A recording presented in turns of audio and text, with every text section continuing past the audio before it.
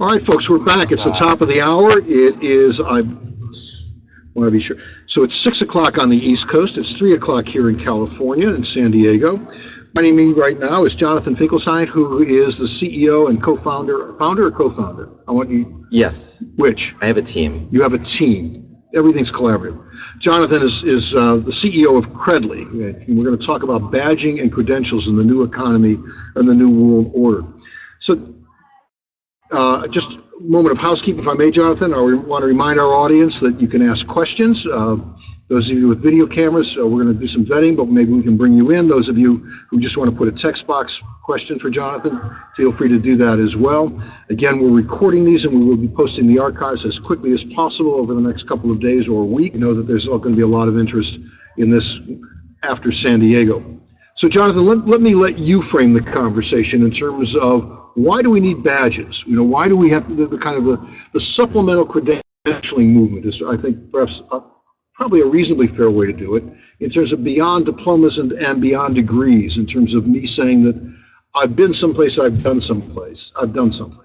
Well, I think to answer bluntly, I would say we don't need badges. What we do need is a way for people to get recognition for the skills that they have.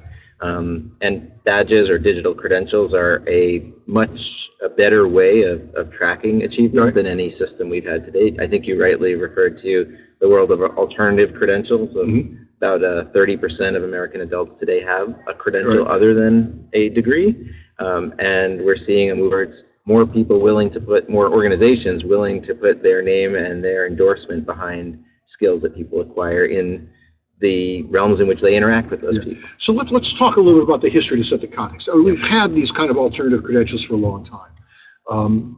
Go back to the PC revolution. There were a whole number of groups that were doing PC tech certification, Oracle, Microsoft Windows skills, other kinds of things.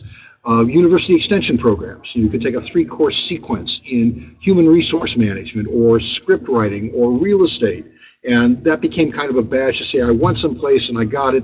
It's not a college degree, but I got a short course. A lot of the conversation about badging and credentialing today, though, is in some ways even different than that, isn't it? I think when the conversation about badging started to flourish and take flight a few years ago, I think it was all over the map, and I think there were two very distinct worlds coming together and trying to have conversations. One was a world in which people were thinking about how to use badges as a sort of game mechanic, right? You visited a certain place 3 times or made 10 discussion posts, and conflating it with the whole notion of certification, which is the other part of the story. I think though that the world of badges has separated itself from the gamification side, and the focus is very much on education to employment skills and credentials. And again, for more clarification, continuing ed units as opposed to badges, are these points on a continuum? Well, let's try this. I think that badges, we kind of have stepped away a little bit from that word because it is a little bit weighted and has so much different meaning. But a badge is like a piece of paper, and that it's a vehicle for communicating some information. So in the case of a degree or a transcript or a diploma, it's only as good as what you're able to write on it and what the watermark says in terms of who it came from. But with a badge can be for any range of skills, whether it's those IT certifications that you mentioned earlier, it could be for a project management program or whatnot, or it could be for a very specific skill, like this person knows how to code in JavaScript. And so the badge itself, talking about badges is almost like just talking about the vessel that carries information. Yeah, and in some ways, though, the badges also seem to be part of the larger conversation about competency as opposed to credits. I think that's right, and that's where we're seeing, I think, a tremendous amount of energy and activity is in both the competency-based education movement, and not just in the formal CBE world where people actually have, or organizations have created competency-based programs, but just that they're thinking more about mastery and specific skills and capabilities. So the credential, the digital badge or credential, is a great way of making that outcome portable and not locked up inside of the learning management system, not locked up at your employer's in their systems when you decide to move on to another job. That's actually, I think, one of the biggest headlines in this space is that everybody, the portability, and that anyone can be any organization, whether they are a traditional educational institution or an employer or anyone in between, can be in the game of certifying outcomes. So let's disaggregate that. I mean, there are corporations that invest heavily in employee training at all levels, for people who don't have college degrees, for people who do. I think about accounting firms that do a lot of training of young graduates who come in with accounting degrees, have gotten CPA certification, and still do added value. And then when a lot of those folks don't stay on the partner track, they go someplace else. But in a past economy, the badge was that they were, if you will, an alumni of Deloitte or Ernst & Winnie or Ernst & Young or PricewaterhouseCoopers. Those are names that have sort of been lost to some of the mergers of late. What's that look like today, the fact that I went through that training for a couple of years?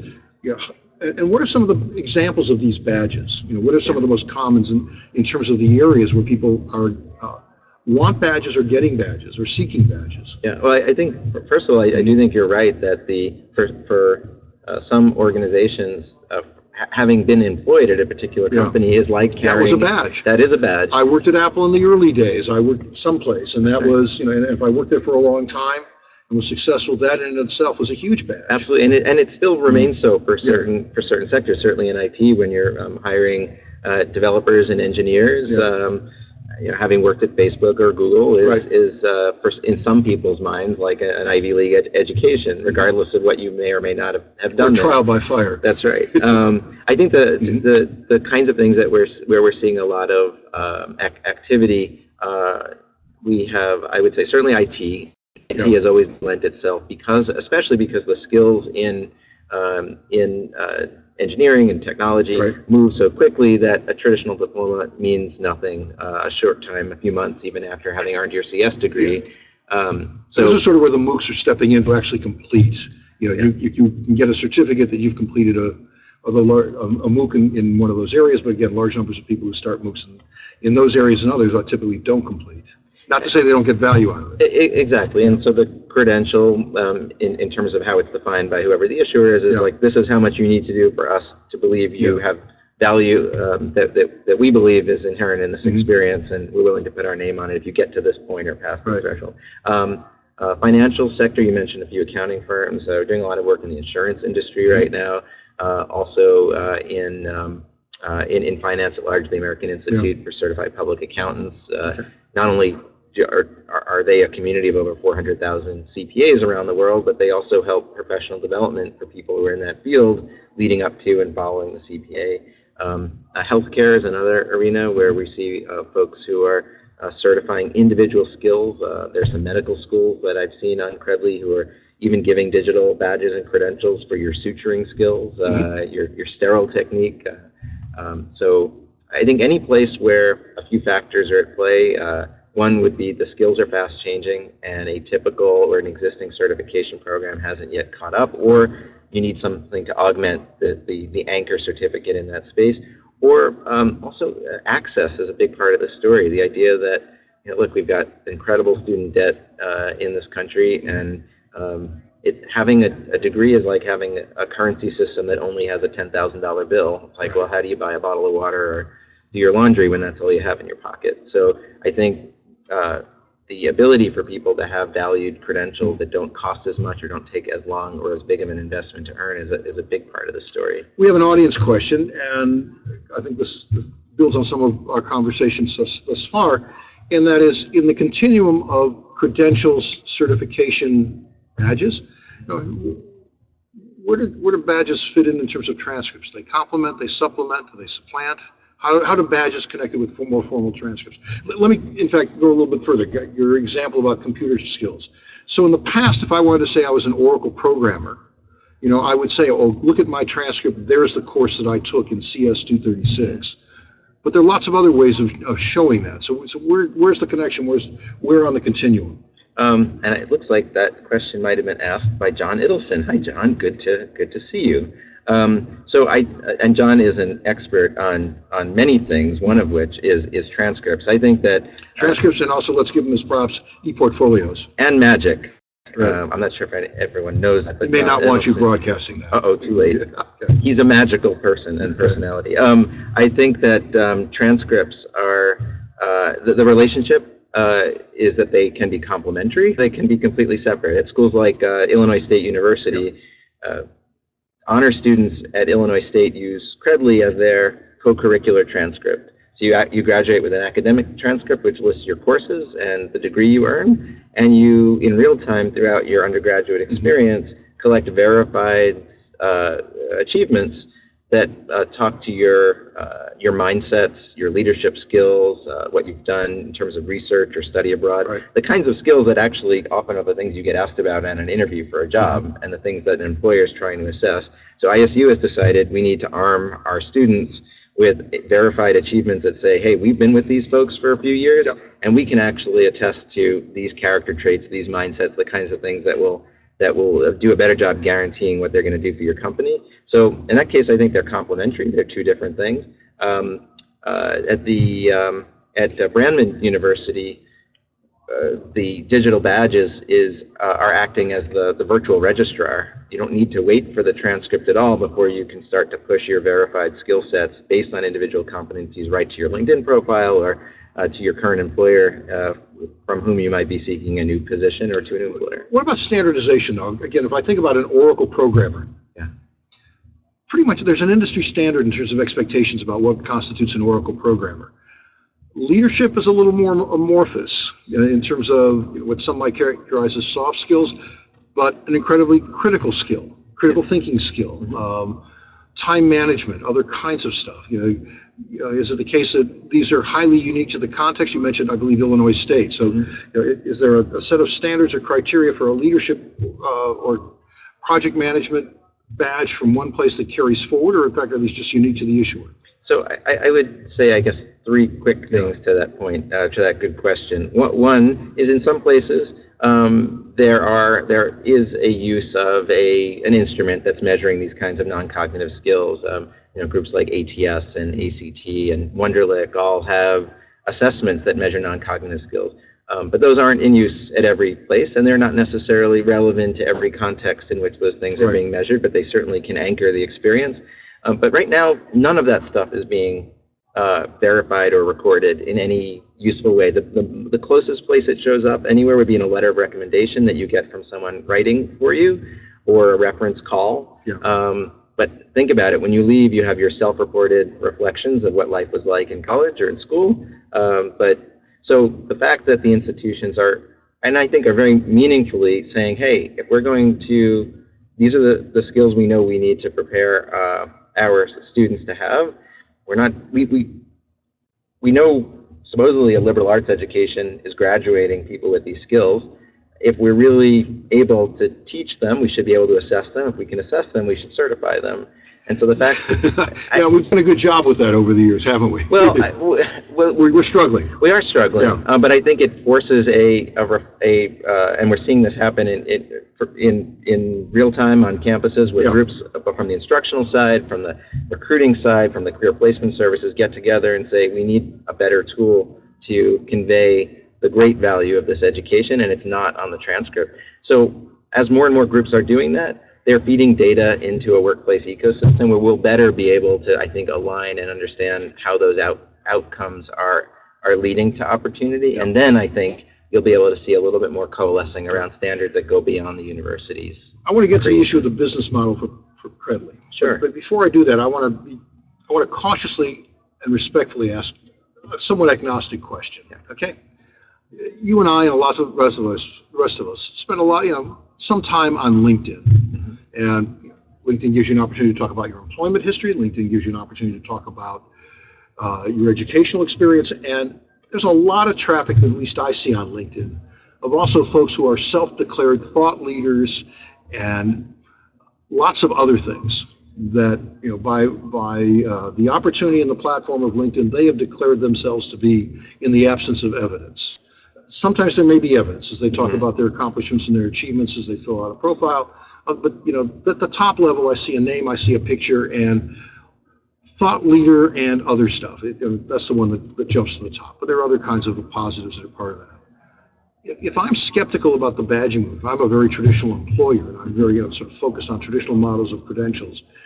How do I differentiate? How do I authenticate? the issue of the badge and the competency that the badge represents? So I guess there's a few angles on that question, but one of them is that a credential, including the ones that you might see on LinkedIn that may have come from a digital credential provider like Credly, are verifiable in that you can tell that they're not self-reported, because when you click on them, you're brought to a human readable page, which shows who the issuer actually was. It might include actual evidence of their speaking engagement or of their thought leadership in your example. It might include a testimonial, the description or criteria that institution believes someone should have met before that they can be declared that. And the institution that's issuing that and making that statement is also putting their own brand and credibility on the line in allowing someone to put that on LinkedIn. Okay. And so they may have made the determination, as we're seeing time and time again, groups that are endorsing skills or individuals for those skills do not lightly put their brand on things. They may have at the beginning when they were piloting or thinking about things, but I think the more this area matures, the more groups say, hey, this badge or credential says as much about the individual who earned it as it does about us, and so we have to. So if I'm looking at a LinkedIn page, for example, and a number of people check off that I have leadership skills, I should think of that as kind of a crowdsourcing as opposed to just my family members. But if in fact I also get one from an institution that does certificates on leadership, look at that in aggregate as opposed to just one or the other. Yeah, I mean, I think an institution, you look at a group like EDUCAUSE, which issues digital credentials as a partner of Credly's. They put a tremendous amount of thought and expertise into creating a taxonomy of credentials that represent what their members and their audience, the kind of recognition that has meaning to them in their professional lives. So completing particular discipline-specific courses through EDUCAUSE, or being invited to be a speaker at EDUCAUSE, where only a very small, a single-digit percentage of people who are apply to speak get selected. You're reviewed by your peers. I should put an EDUCAUSE badge on my LinkedIn page. You should. Well, you don't have to apply to speak. Casey gets. No, I have to apply. I go into the mix like everybody else. There you go. So it's an honor to be selected. So let's talk about the business model at Credly, because you're helping essentially create a marketplace for certificates in one sense, so I understand. Is that a fair, or explain to me, essentially what is the business model for Credly? So Credly is building I'm trying to avoid jargon. Yeah. No, you can use how many people use that word? You can use the E term in this case. Okay, I give you permission. Okay. But we are we feel like we're operating in a world that definitely values skills and competencies and capabilities. That marketplace of skills uses credentials as its currency. It's the way it's very efficient. A credential means that I don't have to prove to you what I already know. If you trust the source and the transparent data behind it, my driver's license is a credential. Right. And because I have it, I don't have to take a driver's exam every time I go to rent a car. So credentials should have that kind of value and efficiency in the market. Credly's role in our business model is to be a digital credential service provider. The more groups that issue alternative credentials and digital credentials there are, the more there needs to be tools and a platform for moving those credentials around. You could think of it like everyone uses email, but not everyone, but we pretty much either use Gmail, Outlook, or Yahoo. So we're getting to the end of our time, but let me push you. Yeah. So my organization, I decide I want to issue a widget credential. Mm-hmm. This is the Casey Green widget credential for people who work with me or apprentice to me or something else. Do you vet me on that, or is that just a matter of me putting my credential out that comes through Credly? So we offer a range of options for groups like that example, all the way up to the institution or the association whose existence relies heavily on the use of certifications. So a group like that can come in, begin to issue credentials, but we also have a tiered system where we can verify the identity of the issuers. We can also allow them to have the credential appear on their own websites. We do validate and verify the organization's authority to be that issuer in terms of somebody signing up wants to become a verified issuer and add that extra validity or credibility. And then we have a white labeled solution so that the credentials can live under the brand and credibility of the organization. That's what we call our enterprise platform. So our customers are issuing institutions who work and use our platform at different levels of our offering, and earners are always free members of Credly. So let me give you the rare opportunity for shameless self-promotion. Number of organizations you're working with, number of folks that have Credly affiliated credentials? So we measure the growth of this ecosystem by the number of groups that are willing to endorse skills in digital credential format. There's now over 8,000 organizations who have an organizational presence on Credly for issuing and distributing That's credentials. impressive. And they're all over the map in terms of the kinds of skills? They're all over the map in terms of the kinds of skills and the kinds of groups, ranging from the Mozilla Foundation, which uses Credly to issue badges for web literacy skills, to groups like Brandman University and competency-based ed programs, the Verizon Foundation for students who are earning achievements in STEM and technology, healthcare. Great. You bet. Jonathan, thank you very much. This has been a very informative conversation about a new world order for many of us. Well, Casey, thanks for your interest in it. Thank you, folks, for joining us. We're going to take a short break. I'm going to be right back. We're going to talk with Karen Cater, the CEO of Digital Promise. Give us a moment while Jonathan exits and Karen comes in. Thanks for joining us.